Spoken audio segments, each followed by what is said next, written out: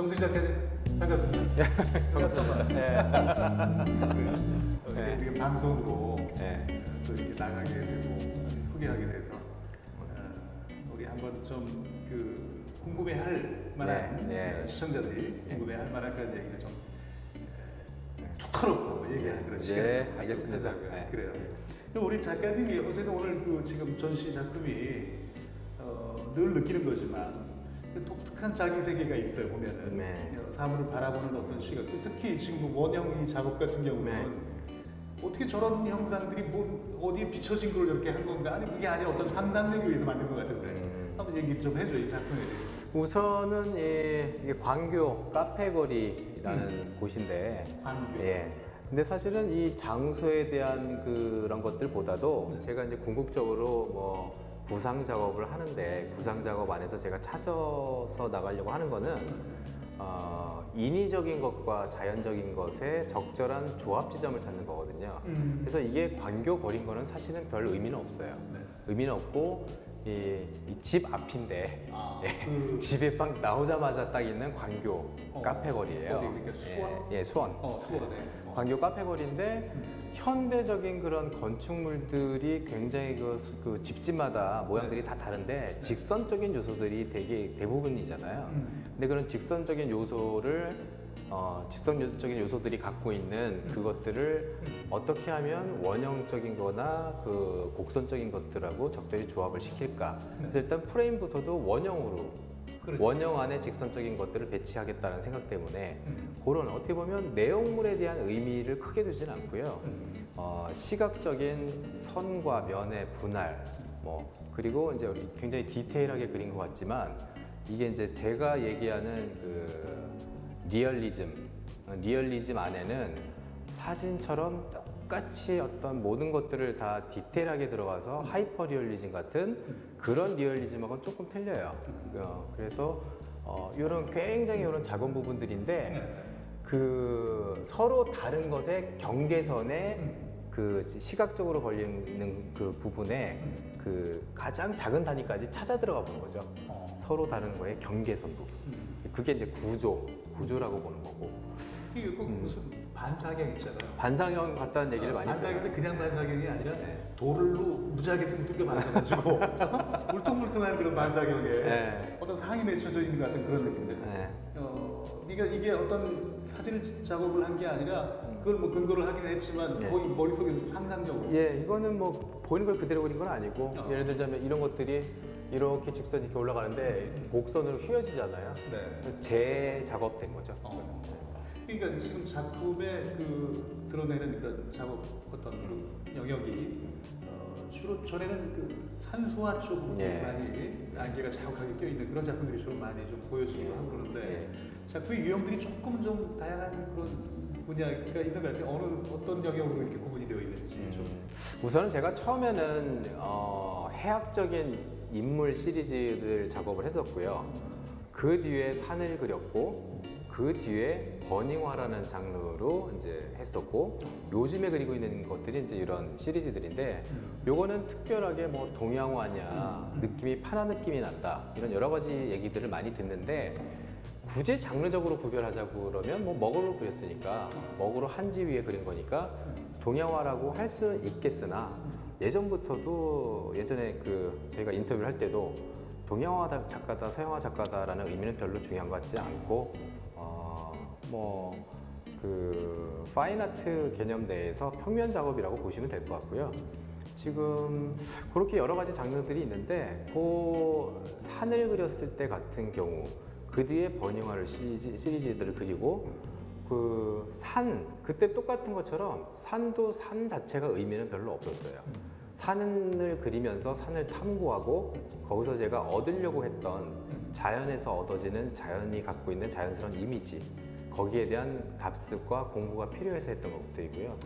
그 이후에 이제 전혀 상반되는 이런 인공적인 도시 풍경을 그린 것도 다 계획된 거에 의해서 지금 그 장기적인 플랜에 의해서 진행이 되고 있는 거라고 보시면 돼요.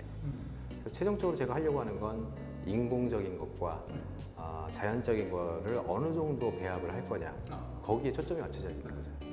빼놓을 수 없는 이야기가 매일매일 그 이렇게 뭐랄까 커튼 형태로 네. 뭔가 그 일상에서의 어떤 아주 위트 있는 그런 이야기들을 이렇게 패러디 형태로 이렇게 한 컷씩 보내준다. 아니 팬들이 굉장히 많아 보면은 그 인물도 지금 주로 지금 다루고 있는 거잖아요. 그것들을 한번 얘기를 잠깐 해주시죠. 그거는 처음에는 되게 좀 그 시작된 동기는 좀 어떤 그 내가 그림하는 사람으로서 매일 작업을 이렇게 하겠다는 의지를 다지는 측면으로 일기 쓰듯이 뭐 하루에 뭐 2~30분만 투자하면 되니까 내가 무언가를 그렸다.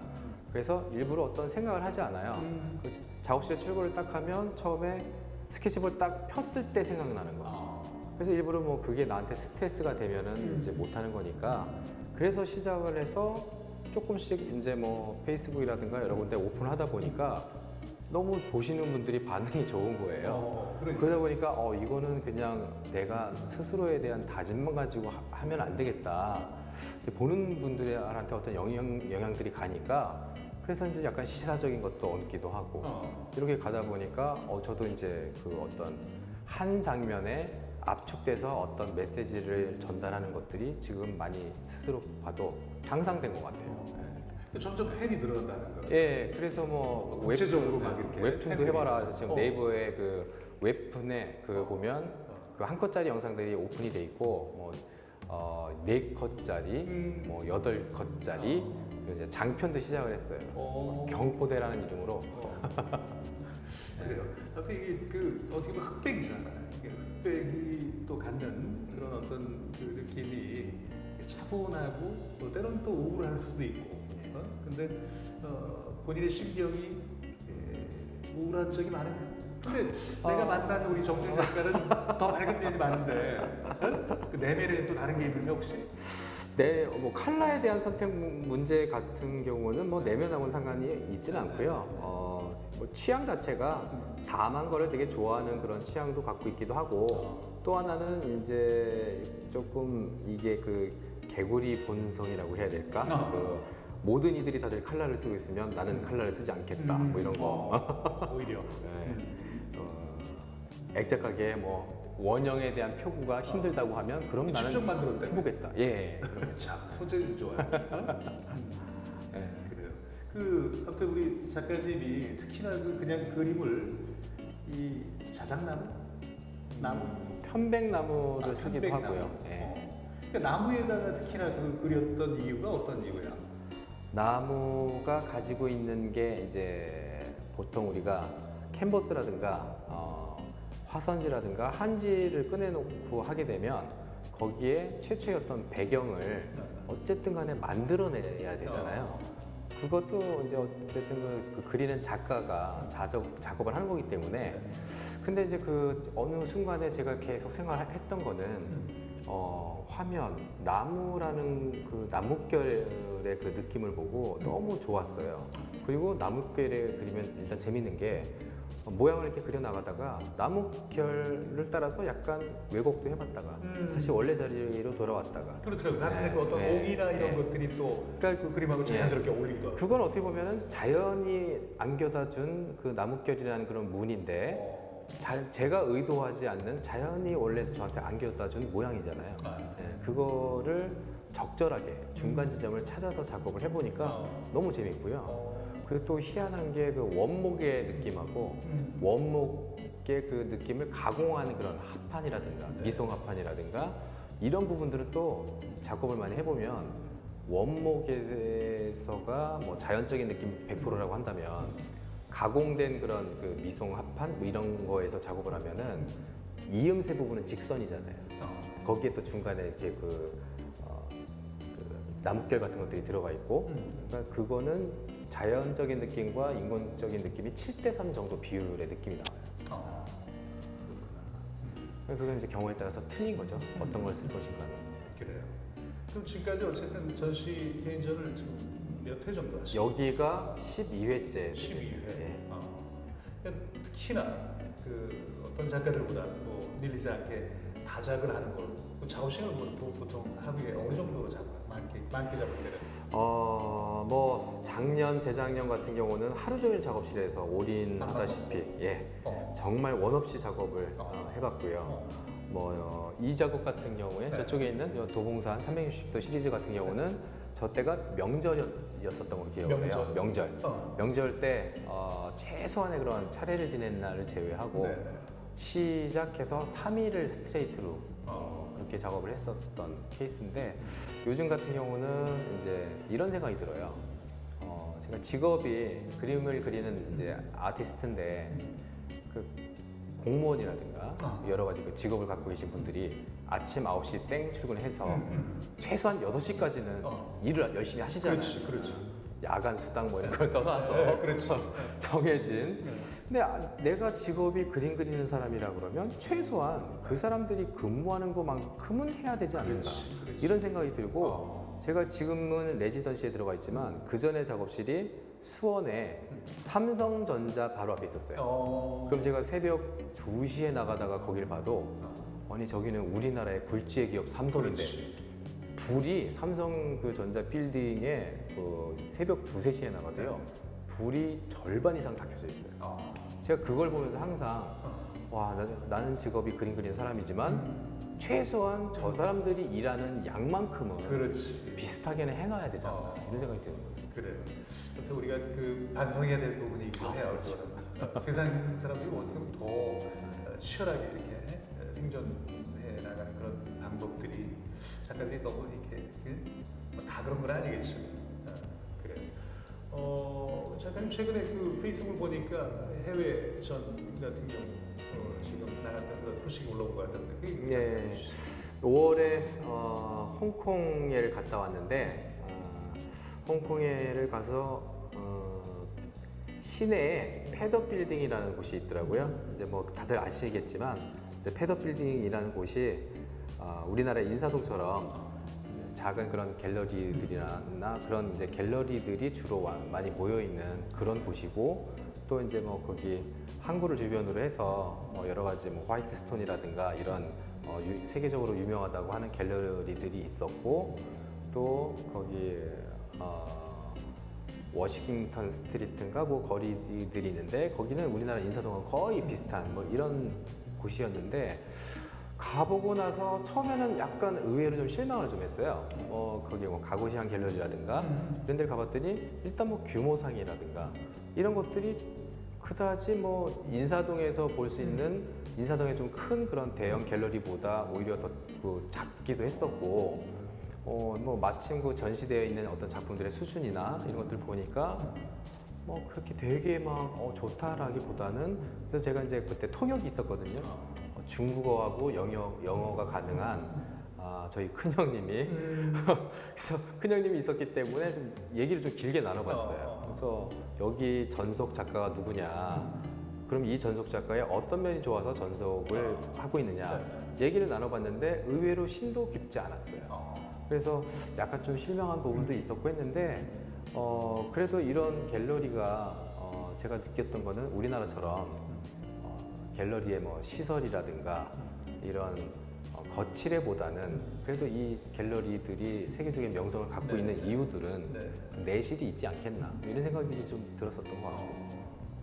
그래요. 아무튼 우리 그 선생님 작가님이 지금 그 작업의 방향들이 각각 어떤 의외의 어떤 그런 주제가 나오기도 하고 그랬는데 지난번에 한번 기타를 그린 게 있었어요. 예. 우리 마치 그 기타 느낌이 곧 음악이 막 튀어나올 것 같은 그런 느낌이어서 그 기타와 관련된 그런 내가 유튜브 동영상을 한번 붙여준 적 있잖아요. 근데 과거에 밴드를 했던 그 네이버 밴드 뭐 이런 거 말고 실제로 락밴드죠. 락밴드. 이게 잠깐 해줘. 뭐 어렸을 때부터 저희가 뭐 7080 세대라고 하면 그럴 수 있는데 어렸을 때부터 뭐 누구든 한 번 남자라면 그 밴드 그 뭐 조용필과 위대한 탄생부터 시작을 해서 뭐 송골매를 거쳐가지고 그 뭐 대학과 이제 그런 밴드 그런 세대이기 때문에 늘 환상은 있었고 초등학교 3학년 때 우연히 저기 그 친척이 미국으로 이민을 가면서 저희 집에 온 짐 중에 통기타가 있었어요. 근데 이걸 가지고 이제 시작을 했던 거죠. 그래서 뭐 누구한테 배워본 적은 없고 뭐 악보도 저는 못 보거든요. 지금도 그냥 귀로 듣고 따고 막 이러는 건데 그러다가 이제 뭐 대학교를 딱 들어갔는데 와 이게 뭐 더 늦기 전에 이거 정말 소홍선치 한번 해봐야겠다. 그래서 오디션을 보고 들어갔는데 뭐 굉장히 잘하는 멤버들이 많이 있었어요.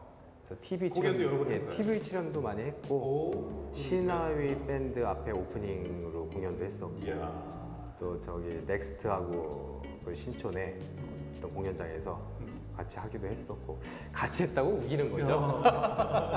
그래요. 앞에 아무튼 오프닝이니까. 뭐 내가 봤을 때 재주가 워낙 많으니까 뭐 액션 거의 다 혼자 만들고 또 악기도 이렇게 잘 다루고 뭐 그림은 정말 또 다른 자기의 세계를 또 정확히 또 이렇게 또 구축을 하고 있고 저 어디로 튈지 모르는 아주 우리 작가님 좀 그런 면이 있어요. 우선은 그거는 왜 그러냐면 어쨌든 간에 제가 작업을 하는 사람으로서 제가 연주를 하든 작업을 하든 작업에서 산을 그리든 뭐 도시 풍경을 그리든 그게 내 마음속에서 표현하고 싶다는 의지가 올라와서 그거를 표현하는 데 충실하는 거거든요. 그러니까 작업에 대한 진도랑 이런 부분으로는